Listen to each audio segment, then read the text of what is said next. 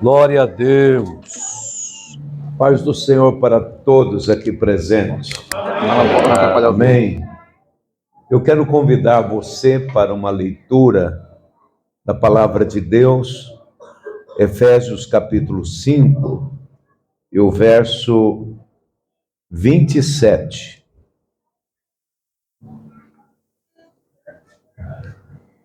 Efésios capítulo 5 e o verso 27. Para apresentá-la a si mesmo como igreja gloriosa, sem mancha, sem ruga ou coisa semelhante, mas santa e inculpável. Amém. Te louvamos, ó Deus, por estarmos aqui na tua presença. Te agradecemos por esse domingo que o Senhor fez para nós adorarmos o teu santo nome. Pedimos que o Senhor continue nos abençoando, especialmente o teu povo que reúne nessa casa de oração. Hoje está cheia, com festa, mas tem dia que não é assim, mas que os teus filhos têm a mesma alegria, porque a diferença está na presença do Senhor e não na presença puramente do homem. Dá, ó Deus amado, a graça para nós continuar crendo na tua palavra, que ela é poderosa para curar, para libertar, para dar vitória. E nós cremos, por isso pregamos em nome de Jesus. Amém. Amém. Podeis assentar, irmãos. Vocês sabem que... Segurar a folha. Vocês sabem que nós chegamos atrasados. Vocês começaram o culto 9h30, nós chegamos quase 11 horas. E para chegar aqui, num trabalho de manhã, no horário coerente, tem que sair de Uberlândia às 6 horas da manhã, porque até que sai de Uberlândia, o horário passa.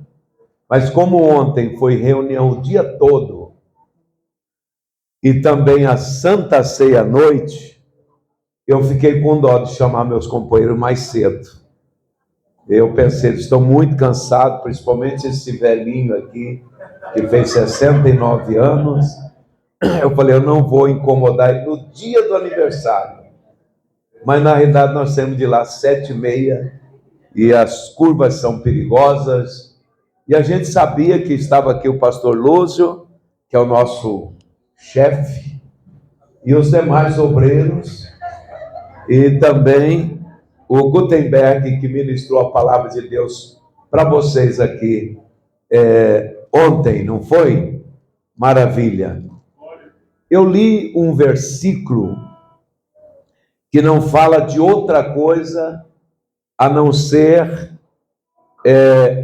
de duas unidades que dificilmente encontra um outro símbolo para representar a unidade aqui na Terra.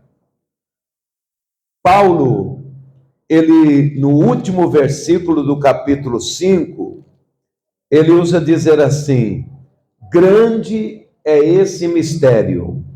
Olha a expressão de Paulo, como é importante nós estarmos aqui. Ele diz assim, no verso 33, portanto, cada um de vocês também ame a sua mulher a si mesmo, e trate o marido com reverência. Deixa eu ver aqui aonde que diz que grande... estou sem óculos. 32, me desculpa. Não é o último, é o penúltimo. Este é um mistério e não ministério. É um enigma. É algo inexplicável. Grande é esse mistério. Profundo. Refiro-me, porém, Cristo e a igreja. Paulo começa falando de um casamento sobre uma comparação, um relacionamento entre um casamento de um homem com uma mulher e o casamento de Cristo com a igreja. E Paulo diz assim: olha, o casamento de um homem com uma mulher é muito sério e deva ser de forma de uma entrega absoluta através de uma palavra chamada amor. O homem se entrega à mulher e a mulher se entrega ao homem. Aí Paulo fala que assim como Cristo se entregou para a igreja, para mantê-la pura, como uma noiva preparada para o noivo, sem mancha, sem ruga, sem defeito, mas pura, assim também o marido deve entregar-se para a esposa. Por exemplo, eu me entreguei à irmã Tomiko há 55 anos atrás. É muito tempo, não é? Acho que 80% das pessoas aqui não tinha nascido ainda. Só aqui no público que tem uns mais. Nasceu no ano em que eu me casei, possivelmente, em 68, 69, qualquer coisa assim. Quem nasceu em 68 aqui? Só o velhinho Lúcio aqui. E vocês não, nem nascido não era. Então, eu me entreguei a ela e ela se entregou a mim. E Jesus se entregou à noiva, e a noiva deve se entregar para o Senhor. Nós somos, podemos dizer, inconsistentes ao nos entregar a Cristo. Tem um dia que nós levantamos e estamos crendo absolutamente na proteção do Senhor, crendo que Jesus é o nosso Salvador. Mas tem dia que a gente levanta, por causa de alguma coisa, a gente tem algumas dúvidas. Entregamos tudo, mas não confiamos. Uma vez um pastor fez uma comparação. Todos nós aqui, principalmente os adultos, que tem um guarda-roupa com um cabide, ao chegar na sua casa, você coloca a sua roupa num cabide e coloca lá no seu guarda-roupa. Você coloca, dependura, e você não preocupa com aquilo. Quer dizer, você confiou no cabide e confiou no guarda-roupa. Nós confiamos, desconfiamos. Entregamos, mas não absolutamente uma entrega. E Paulo está nos ensinando que nós devemos nos entregar. A igreja, ela tem que confiar no noivo. Porque o noivo, humanamente falando, sincero, honesto, a noiva se entrega a ele e ele se entrega à noiva. Agora imagina o nosso noivo, Jesus, que já provou que nos ama e por amor se entregou a nós. Nós devemos também nos entregar a ele. Agora, eu gostaria de dizer a vocês algo que eu tenho aqui no meu coração para dizer a vocês. Primeiramente, o tema aqui está falando sobre santificação. A igreja, ela é santificada, purificada por elementos eternos, não elemento terreno, natural. Primeira coisa que garante a nossa santificação é a palavra de Deus. Essa nós temos diante de nós. Diz assim: a tua palavra santifica, ou nós somos santificados por tua palavra. Outro elemento santificador na vida do crente é o sangue de Jesus. Por que eu não coloco o sangue de Jesus primeiro e depois a palavra? É porque a palavra veio primeiro do que eu derramar o sangue de Jesus. A palavra já existia antes. E depois veio o derramar do sangue de Jesus. Quando Deus foi criar o homem, Deus usou a palavra, dizendo: façamos o homem à nossa imagem e à nossa semelhança. E logo, homem e mulher. Deus usou a palavra para nos criar. A segunda criação mais importante na face da terra, que foi criada por Deus, parece uma coisa inacreditável. É a nação de Israel. A nação de Israel é considerada o ponteiro do relógio de Deus. Quando chegarmos no momento do arrebatamento da igreja, todos os olhos estão voltados para Israel. Quando for estabelecido e vier a grande tribulação, todos os olhos estão voltados para Israel. Quando vier a grande tribulação, Deus levantará 2 profetas e numa praça central de Jerusalém, eles serão ouvidos pelo mundo inteiro. Alguns 50 anos atrás, seria inconcebível como é que uma pessoa falando na praça central de Jerusalém seria ouvido no mundo inteiro. A televisão, mas nem todo mundo tem televisão. O rádio, nem todo mundo tem, mas o celular, hoje, todo mundo tem. Outro momento de nós estarmos com os olhos voltados para Jerusalém será os grandes eventos do arrebatamento da igreja, do trono branco, do julgamento de Deus, que será nos ares, mas também acontecerá em torno de Jerusalém. Então, essa nação chamada israelita, ela é, inclusive nós tomamos esse versículo para nós, mas é para Israel, menina dos olhos de Deus. Você já viu falar isso? Quem é a menina dos olhos de Deus? É Israel. Aí nós tomamos esse versículo como se fosse para nós a igreja. É também, mas inicialmente é Israel. Essa menina dos olhos de Deus, quando Deus foi criar Israel, ele criou debaixo do sangue de cordeiro.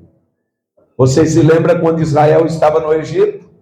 E a ordem de Deus para Moisés: diga a todos os chefes de família que mata cordeiro.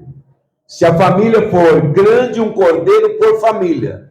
Se a família for pequena, una 2 famílias e um cordeiro para as 2. E coloca o sangue nos umbrais da porta. Símbolo de proteção. Símbolo de que aquilo era propriedade do Senhor. Símbolo de que ali tinha um sinal de sangue. E com sangue de cordeiro, Deus criou Israel. E a igreja? Não foi com sangue de animal, foi com sangue do seu Filho Jesus. Então, a palavra é um agente purificador. O sangue é um agente justificador. E quem é o terceiro elemento que nos ajuda na nossa santificação?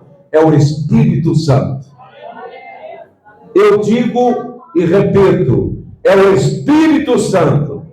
E sabe aonde o Espírito Santo começa a trabalhar na nossa vida? Não é no dia em que você é batizado no Espírito Santo, não. Existem pessoas que ainda não são batizadas no Espírito Santo e são santificados pelo Espírito Santo. É quando vem o selo do Espírito Santo.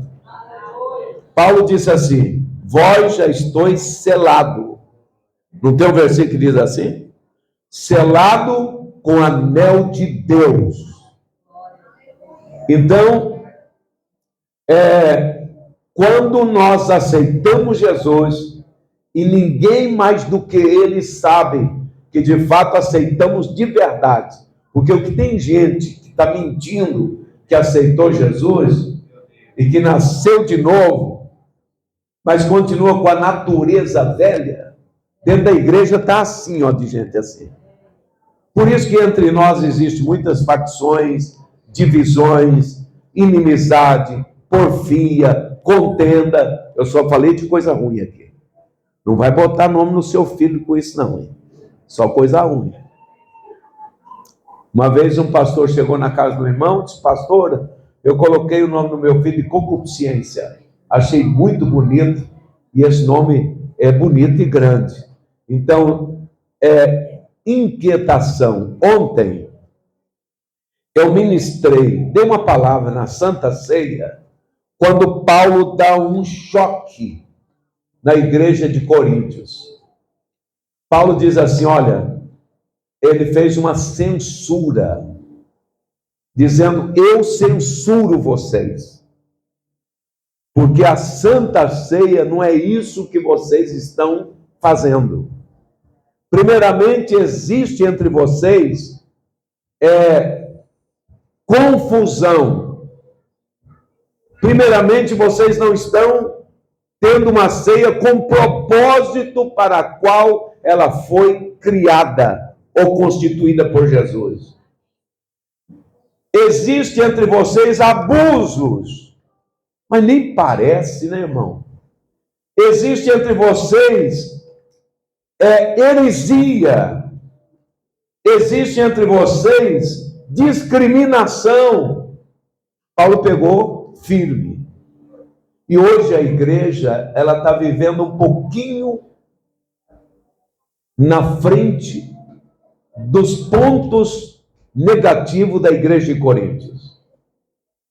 As pessoas, hoje nós estamos criando crentes que só vai com tapinha nas costas, que não suporta as lutas, que não ama, como hoje é a nossa juventude, não ama os pais, não ama o lar, não ama a cama que dorme, não ama os pratos que almoça e janta, ama o celular, e nada mais do que isso. E hoje nós estamos criando crente que não ama a casa de Deus. Por isso que o salmista diz, eu me alegrei quando me disseram, vamos à casa do Senhor. Então nós precisamos entender que a qualidade da igreja nos dias de hoje está péssima. Tanto na santificação, como no testemunho, na organização do culto, na qualidade das mensagens, na qualidade dos pastores que pastoreiam a igreja, elas estão baixas. Mas é aí que nós sabemos que a volta de Jesus está próxima. Então, para criar o homem, Deus usou a sua palavra, a palavra dele, chama Logo. É a palavra que cria o que não existe. Para criar Israel, Deus usou o sangue do cordeiro, do animal. Mas para criar a igreja, Deus usou o sangue de Jesus. Você vê a nossa importância. Tem algumas pessoas que ficam querendo trazer rito de Israel para dentro da igreja. Não, é Israel que tem que copiar a igreja para a nação, e não nós copiarmos as coisas de Israel para dentro da igreja. Tem igreja que está judaizando os cultos, com estrela, com aquele símbolo, com o sofá, tocando, saco de cinza. Esses dias uma igreja em Uberlândia, por sinal bem antiga, e uma igreja ativa na área social, eles fizeram uma semana o crente vestindo de saco de estopa. Você olhava eles assim, descalço e com roupa de estopa. Não passou muito tempo, o pastor morreu, a mãe brigou com o filho que queria a igreja, a mãe disse, não, a igreja é minha, que eu sou a esposa do pastor, o filho dizia, não, é minha, porque eu sou o filho do pastor. Para que adianta esse saco de estopa? Para que adianta andar descalço? Nós não podemos maquiar santificação. Glória a Deus. Então, a igreja de Cristo, ela foi criada por Deus, executada por Jesus, inaugurada pelo Espírito Santo. Porém, irmão, para nós temos aqui alguma questão sobre santificação. Vejamos alguma qualidade da igreja, ou característica da igreja. Primeiramente, a igreja é pura. Fala de perfeição. Pura. Ainda que nós não somos puros, mas o sangue de Jesus nos purifica. E essa perfeição, ou essa pureza, está aqui, olha. Eu vou ler de novo para vocês guardarem esse versículo. Eu li o 25, né? Diz assim, o verso, marido, ame a sua esposa, e diz aqui, para apresentá-la, é o verso 27, a si mesmo, como igreja gloriosa, sem mancha, sem ruga, ou coisa semelhante, mas santa e inculpável. Primeira característica da igreja é ser pura, e não tem idade entre nós. Eu quero falar faixa etária. Ah, coitadinho, ele é moço, está cheio de vaidade, ele ainda não entende. Ah, coitadinho, ele está velho, já tem 85 anos, deixa ele do jeito que ele está. Não. Quando Abraão tinha 95 anos, Deus deu um puxão de orelha em Abraão. Anda na minha presença e ser perfeito. Quando Davi também era jovem, tenro na idade, Deus exigiu dele seriedade. Quando Samuel também era tenro na idade, ele ouviu a voz de Deus falar com ele, Samuel, ô Samuel. Deus estava dizendo, Samuel, é sua vez agora para servir como profeta. Não existe desculpa. Primeiramente é pura nos negócios, puro no relacionamento com a esposa, puro no relacionamento com o irmão, no relacionamento no trabalho. Aqui está dizendo puro, fala de perfeição. E depois vem virgem, fala de fidelidade ao noivo. Virgem, não somos maculados por heresia, por doutrina falsa. Há uma virgindade, ninguém toca na igreja, ela é do Senhor Jesus. A igreja não pode deitar com ídolos. Não temos outro que vamos adorar. É Cristo Jesus, é o nosso noivo, e nós estamos aguardando a sua vinda, a sua volta. Ontem, na Santa Ceia, eu li isso em 2 Coríntios, capítulo 11, e vou ler de novo, porque fala sobre virgem aqui.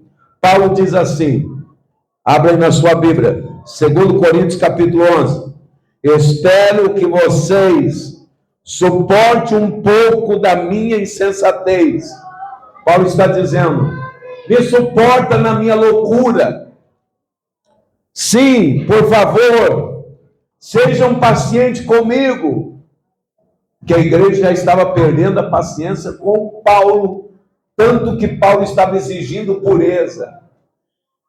E o versículo continua dizendo, o zelo que eu tenho por vocês é um zelo que vem de Deus.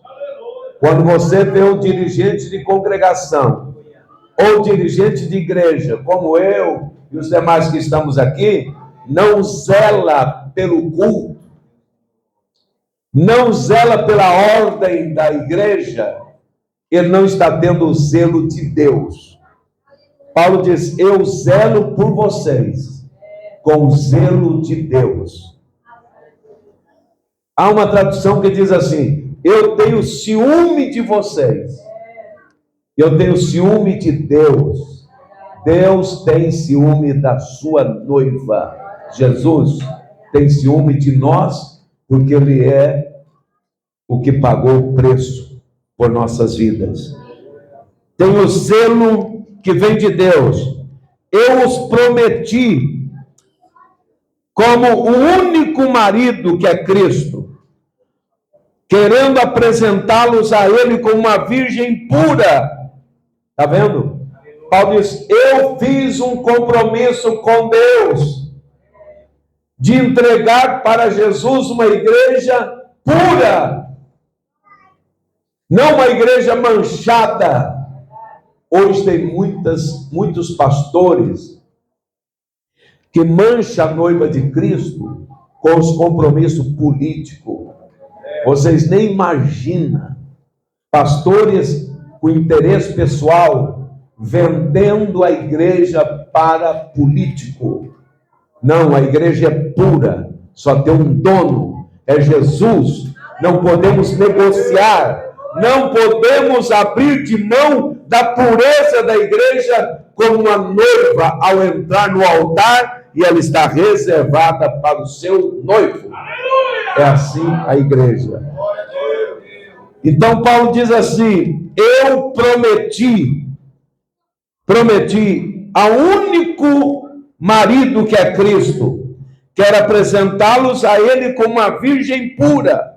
O que eu receio, Paulo está dizendo, o que eu tenho medo, é que assim como a serpente enganou Eva com astúcia, a mente de vocês seja corrompida e se desvia da sua sincera e pura devoção a Cristo. Eu sei que você já leu esse texto, mas esse texto vai mais longe do que as palavras que está escrito aqui. Paulo está dizendo: eu tenho medo, preocupação, que assim como a serpente enganou Eva, o diabo engana vocês também. Olha aí. Qual é a enganação dele? Está dizendo aqui: corrompendo a mente de vocês com ensino falso. João lutou muito contra os ensinos falsos.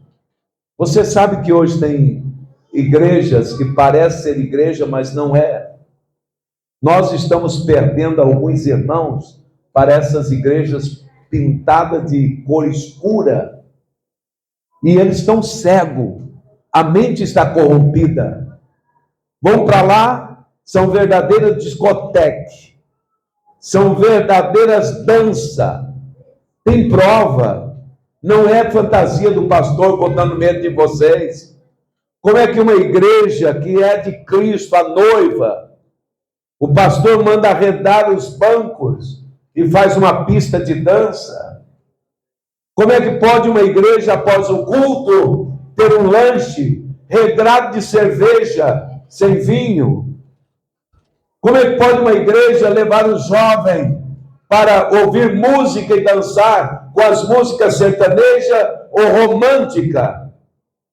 São pastores que a mente já foram corrompida. Temos que segurar o jovem, temos que segurar os crentes. Isso é impureza. Estamos fazendo da igreja uma prostituta com as coisas do mundo, mas ela é virgem, tem óleo sobre a cabeça, tem veste branca e não pode ser contaminada, e está esperando a volta de nosso Senhor Jesus Cristo. Você pode glorificar o Senhor? Uma igreja virgem. 1 Coríntios capítulo 6, Vamos ler, e o verso 16. Você já sabe o que eu vou ler, mas é bom nós lermos. 1 Coríntios capítulo 6. Diz assim o verso 16: vocês, mulheres, não sabe, digo, você, mulher, como sabe se salvará seu marido? Ou vocês, marido, como sabe se salvará sua mulher? Entretanto, cada um continua vivendo na condição que o Senhor o chamou. 1 Coríntios capítulo 6, verso... Eu estou com a Bíblia aqui que eu risquei ela tanto.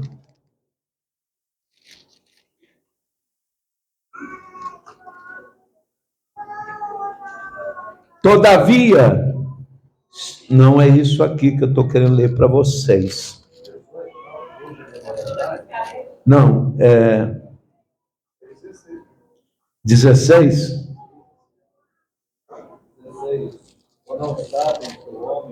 Não. É 2 Coríntios, irmão, perdão. Capítulo 6.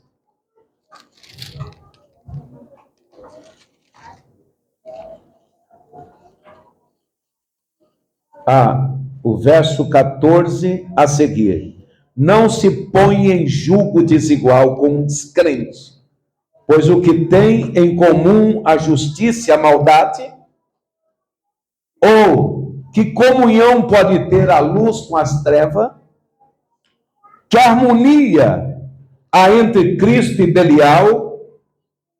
O que há de comum entre o crente e os descrentes? Que acordo há entre o templo de Deus e o templo dos ídolos?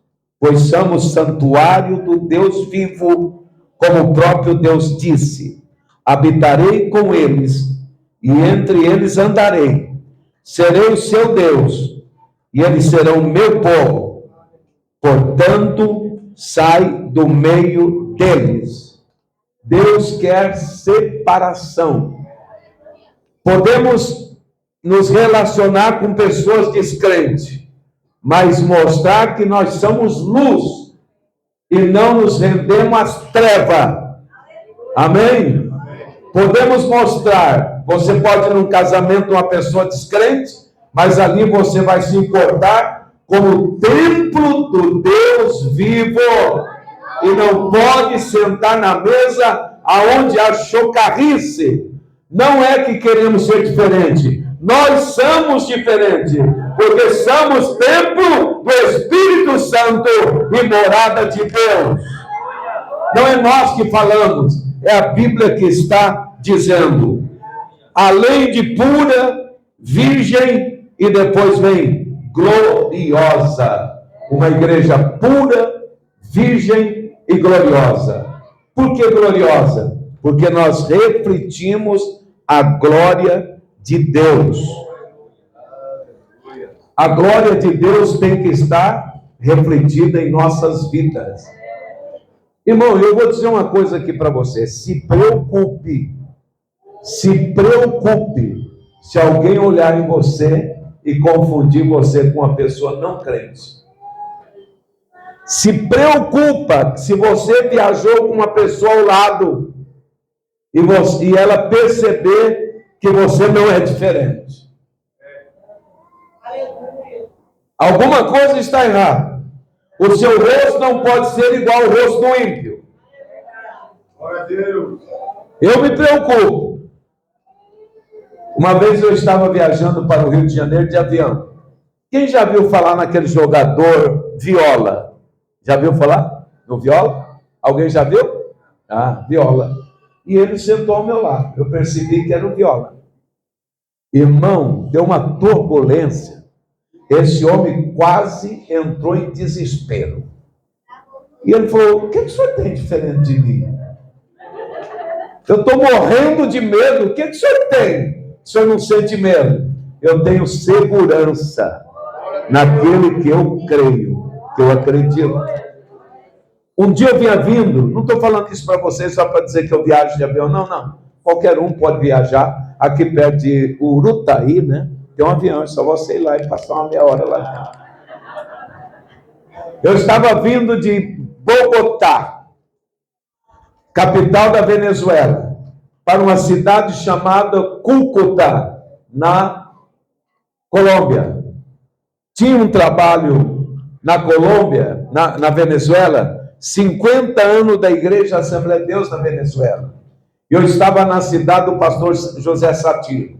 Ele falou para mim, pastor Álvaro, o senhor não pode ir lá em Cúcuta para me representar nesses 50 anos da Igreja Assembleia de Deus na cidade de Caracas? Falei, meu irmão, mas eu não sei falar espanhol. Não, o senhor se vira lá. E me botou no avião e eu fui. Quando eu cheguei lá, porque o castelhano ou o espanhol que seja, o latino, se você falar bem calmo, eles te entendem. E se eles falarem calmo, vocês entendem. Quando eu fui pregar, não tinha nenhum que fazia tradução de português para espanhol. E eles não me entendiam. Até que o pastor disse, pastor, deixa. Porque nós não estamos entendendo o senhor. Aí eu disse, você me perdoa, porque eu vim a pedido do pastor José Satiro. Nisso entrou uma senhora de mais ou menos quase uma velhinha da idade do pastor Eurides, 60 e poucos anos. Ela entrou simplesinha, aí o pastor falou assim, irmãos, infelizmente nós vamos perder a oportunidade de ouvir o pastor Álvaro, porque não tem ninguém aqui que traduz ele. Alguém sabe aí do espanhol para português? Alguém sabe o português? Aí a velhinha disse, eu sei. Não sei quem mandou aquela velhinha. Parente minha não era. Ela disse, eu traduzo ele. Aí a velhinha veio e ficou aqui. Eu preguei 45 minutos. Ela me traduziu, o pessoal ouviu, se alegrou na presença do Senhor. Deus mandou aquela irmã para me traduzir. Na volta, quando eu sentei no avião, sentou uma senhora ao meu lado e ela disse assim, me perguntou, o senhor é autoridade na área de direito, judicial? Eu disse, não, você vai depois descobrir quem eu sou. Ela fez uma pergunta para mim, o senhor sempre está em avião? Eu falei, de vez em quando, não é sempre não. Qual que é mais perigoso, subir ou descer? Falei, bom, como não tem, o avião não está pendurado, tanto faz como fez, mas eu ouvi uma pessoa que entende disso, diz que descer é mais perigoso do que subir. Aí ela disse, é porque eu estou num medo tremendo. Falei, não, fica calmo. E ela disse, meu noivo, ele é português. Aí ela sabia falar em português, nós viemos conversando. Quando nós fomos aterrissar em Cúcuta, lá tem muitas montanhas, e o instrumental do aparelho, do aeroporto, estava todo estourado por causa da guerrilha, foi na época da guerrilha, o avião ia descendo, de repente veio uma frente de vento muito forte, ele teve que remessar o voo. Quando estava quase batendo no chão, ele teve que remessar o voo. E o povo gritou, eu me deu vontade de gritar também, mas segurei. Senhor, tem misericórdia, passou beirando o morro assim, e foi embora, e depois o pessoal passou mal, aquela coisa toda. Aí ela disse assim, o senhor é um homem tranquilo, o senhor não tem medo de morrer? Falei, olha, eu não gosto de morrer não, mas não tem medo não. Ela disse, o senhor é pastor evangélico. Aí eu desci lá, o irmão Antônio Ribeiro, que era o nosso missionário, foi me encontrar no aeroporto e disse, pastor Álvaro, nós vimos o avião rebentando naquela montanha lá, tinha muita montanha, quase se arrebentou. Aí quando ele veio me buscar para mim direto pregar numa congregação dele em Cúcuta. Quando eu cheguei, que eu me ajoelhei para orar, o Senhor disse assim, assim como eu pouparia Sodoma e Gomorra, se tivesse um justo sequer. Eu poupei esse avião por causa de um justo, que é você. Então, se você anda por aí, ninguém viu diferença em você, porque a igreja está dizendo que ela tem que ser gloriosa. Não é pomposa, não. Ah, nós conhecemos aquela igreja ali porque ela tem o templo mais bonito, isso é bom. Lá tem um coral enorme, lá congrega os homens mais ricos da cidade. Isso é bom, mas não é tudo. A igreja precisa ser gloriosa. Uma vez o Senhor disse através de Isaías: eu não dou minha glória a ninguém. Ele disse. Mas Jesus, na sua oração, diz: Pai, eu dei a tua glória a eles. Uai, parece que Jesus entrou em choque com o Pai. Eu dei. Possivelmente Deus disse assim: tudo que é meu é teu, meu filho. Se tu deu a minha glória a eles, está dada. Então a igreja é gloriosa. Amém? Eu disse que a igreja, ela é pura, ela é virgem e ela é gloriosa. Eu também quero dizer para você que a igreja é sem ruga. Ah, então o senhor não faz parte da igreja, pastor, o senhor está cheio de ruga. Não é essa, não. Esses dias minha esposa falou: Álvaro, tu está enrugando aqui. Falei: bem, é bom você botar um botox na cara. Falei: vou fazer harmonização. Tem umas pessoas fazendo harmonização de face, você não sabe se é um bumbum de criança ou cara de alguém. Para que isso? Nós queremos só mostrar beleza física. Eu disse para minha esposa, falei assim, com sinceridade: bem, eu tenho medo de ruga na minha alma. Mas no meu corpo, deixa vir. Né? Deixa vir. Eu sou de uma família muito que branco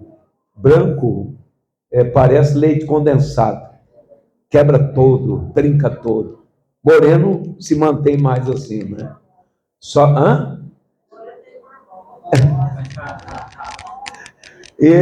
só que tem uma coisa: moreno tem tendência de dar doença na pele que não dá na pele do branco. Mas isso, o que tem? Né? Aí minha esposa disse assim, ela falou: você tem razão. Nós temos que lutar para não ter ruga na alma. Por que Paulo diz assim? Sem ruga não é uma igreja envelhecida. A igreja tem 2000 anos e alguns anos que ela foi criada no Pentecoste, no dia do Pentecoste. Foi ali que a igreja foi inaugurada. Mas ela não tem ruga. Ela não tem ruga porque ela não se envelhece. Ela é noiva, ela é virgem. Por isso que a palavra de Deus diz que ela nos renova sempre. Se você quer manter a sua alma sem ruga, veja no espelho que é a palavra de Deus e você vai ser sem ruga. Igreja envelhecida, irmão, tem demais da conta, viu? Igreja velha, os crentes são ranhosos, são criador de caso. Um dia eu fui pregar numa cidade que tinha uma igreja.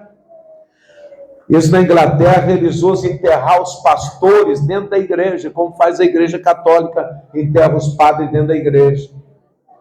Quando eu cheguei lá, o Senhor falou comigo: prega sobre o vale de ossos secos. Irmão, o pastor fedia, nem banho não tomava. Novo ainda, mais velho, envelhecido. A igreja, ele falou para mim: pastor, todo ano eu perco 4, 5 crentes para a morte aqui, porque todos eles têm 70, 80, 90 anos. Falei: velho de todo jeito. Velho fisicamente e velho espiritualmente. Aí o Senhor disse assim para mim: olha, prega sobre o vale de ossos secos, e eu vou renovar esse crentes que aqui estão, começando pelo pastor. Eu comecei a pregar, pastor me traduzindo, eu comecei a pregar, e a glória de Deus começou a vir sobre a igreja. Os crentes começaram a levantar o rosto, abrir os olhos. Crente de cabeça baixa, que não olha para o púlpito, que não dá um sorriso, que não diz uma glória a Deus, é crente velho, enrugado com o tempo. Aí o pastor deu uma limpada na garganta e deu uma ajeitada na cadeira, que ele estava parecendo mais deitado na cadeira do que sentado. Ele deu uma ajeitada e começou a glorificar a Deus. E Deus mandou o brilho da sua glória sobre aquela igreja. Amém? A igreja, ela é sem ruga, ela é gloriosa, é a noiva de Cristo, ela é bonita. Você pode ser idoso, mas você é um crente bonito e formoso. Bem-aventurados os pés, quão formosos são aqueles que anunciam a palavra de Deus. E aí, Deus falou para mim assim: o pastor vai vir para você orar por ele. Você pede para ele orar por você. Interessante como é que Deus faz, né? Aí o pastor veio e diz assim, eu falei, quem quiser receber oração, nós vamos orar por você agora. Fez uma fila, quase todos crentes, eu praticamente todos. O pastor foi o primeiro. Eu disse, irmão, o senhor falou comigo aqui, que em vez de eu orar pelo pastor de vocês, é o pastor de vocês que vão orar por mim, e depois eles vão orar por você. Mas que final de culto abençoado. O pastor orou, tinha gente endemoniada, ele expulsou demônio, renovou. Aquele pastor estava todo enrugado, parecendo maracujá velho, todo enrugado. E aí sabe o que aconteceu? Ele veio em Uberlândia. Ele falou, eu quero conhecer a igreja de Uberlândia. E ele era amigo do pastor da Skate, Ari Skate, que é da igreja Shalom. Um dia eu estou na igreja, ele apareceu lá. Pastor, a minha vida é outra depois daquele culto. A igreja renovou. A igreja precisa ser renovada, porque ela é pura, virgem, sem ruga e gloriosa. Amém? E o Senhor exige de nós santificação. Então, não fica, irmão, encruado. Então, está dizendo aqui, sem ruga e sem defeito. Eu estou usando uma Bíblia aqui. Essa aqui está escrito diferente. Mas a Bíblia que eu estou usando está dizendo também sem defeito. Você sabe o que é uma coisa com defeito? Quem tem carro velho aqui sabe. Ô tristeza, estar de carro velho. Quando eu trabalhava em Uberlândia, em 80 e pouco, a igreja me deu um carro da Fiat Panorama. É a mesma coisa que o Fiat 147. Ô tristeza. Eu andava com uma cordinha de viola para desentupir a agulha do chiclete. Aí um dia o irmão me pediu emprestado, pastor, o senhor pode me emprestar? Eu falei, posso, mas de manhã, você bate 3 vezes no acelerador, aí você dá partida para pegar. É simpatia? Eu falei, não, é porque é álcool. E não pega fácil de jeito nenhum. Aí no outro dia cedo ele foi fazer, foi sair, não fez o que eu mandei, aí estava lá na beira do Beirabinha, empurrando o carro. Pastor Álvaro, então tem crente que é cheio de defeito. De manhã, levanta rateando, reclamando da mulher, do café, do pão, do tempo, cheio de defeito. E o Senhor está dizendo que nós somos perfeitos. Ainda que o diabo coloca carga pesada, não sobre o nosso ombro, mas na nossa frente. E você levanta de manhã e diz, sou vencedor por Cristo Jesus. Então a igreja tem que ser como uma virgem pura, tá? Gloriosa, cheia da glória de Deus. E aí depende não só do pastor. Isso é muito importante a vida dele. Porque o pastor, se ele for um homem sem a glória de Deus, sem o brilho do Senhor, ele reflete o ponto negativo em cima da igreja. Vocês estão vendo aqui um velho de 74 anos pregando com animação. Eu sou animado mesmo, porque meu Deus me fez animado.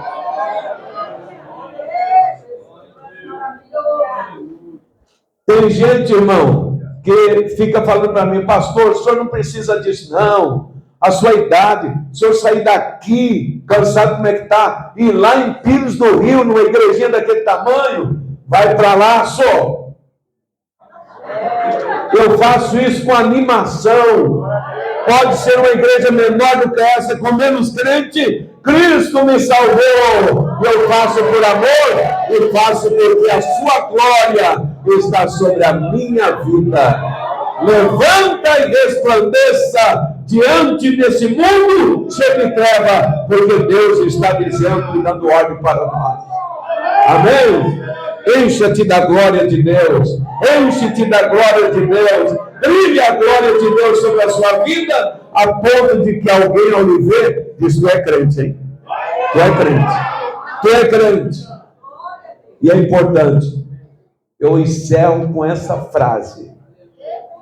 Se você tem uma semana que você andou na cidade e ninguém viu diferença em você, você já está um torrãozinho. Sabe aquele borrão, quando a lamparina está apagando?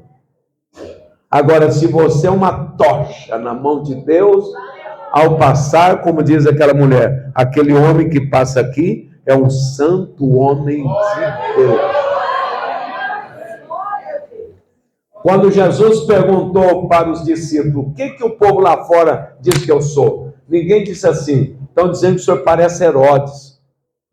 Estão dizendo que o senhor parece Caifás. Estão dizendo que o senhor parece o sacerdote do mundo judaico. Não, não. Eles disseram, estão dizendo que tu parece com Jeremias, com Elias, com João Batista. Só compararam Jesus com gente boa. Aí Pedro disse assim, e Jesus disse, e vocês? Quem que vocês acham que eu sou? Alain Delon, o Neymar. Tem uns jovens querendo agora ser igualzinho os cantores sertanejos, todo mundo de barba. Já viu? Zé Henrique, fumaça, carvão e não sei o quê, só porque cria barba, está os jovens da igreja ter. Não, irmão, nós temos que parecer com Jesus, com a glória dele em nossas vidas. Aí Jesus perguntou, e vocês aqui? Quem que vocês acham que eu sou? E Pedro diz, tu és o Filho do Deus vivo. Bem-aventurado és tu, Pedro, que não foi a revelação da carne, mas do Espírito de Deus na sua vida. Vamos colocar de pé e orarmos ao Senhor. Pensa bem nisso, hein? Santificação são essas coisas. E Deus se entregou à igreja. Deus, através de Cristo, podemos dizer, e nós temos que nos entregar a Ele. Querido Deus, ministrei a Tua palavra. Faça com que, Senhor, ela possa perdurar em nossos corações, como óleo que mantém a chama acesa. E se tem alguma coisa que queira apagar essa chama da Tua glória, que seja repreendido em nome de Jesus. Senhor, nos ensina a guardar-nos como virgem para encontrar com o Senhor. Ser perfeito, puro. Ó Deus, como o Senhor exigiu de Abraão, anda na minha presença e ser perfeito. Faça com que o mundo veja em nós a tua glória, eu peço, em nome de Jesus, e todos digam amém. Diga para o seu irmão, deixa a glória de Deus brilhar em ti. Obrigado.